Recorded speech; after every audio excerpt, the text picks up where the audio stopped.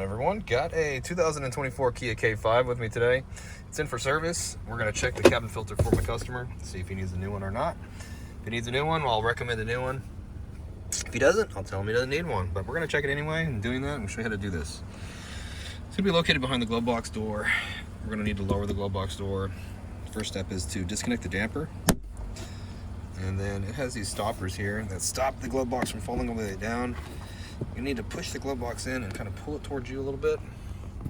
You have to do that on both sides. It can be kind of hard to do this, especially with one hand. You might have to go back and forth until you get the glove box to come down. Okay, it'll come down, everything will come out. It's okay.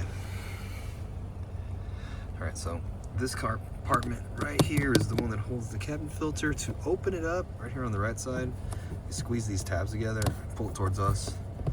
We can wiggle the door off. You can see here it has this tab hanging out the door here. It goes in a slot right here. When we go to put it back, we just put it back like that.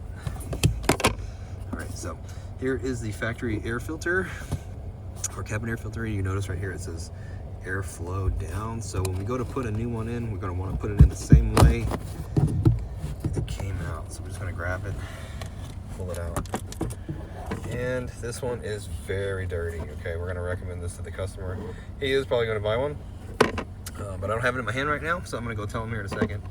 And with the new one, we just slide this guy back in here like so, just for demonstration purposes.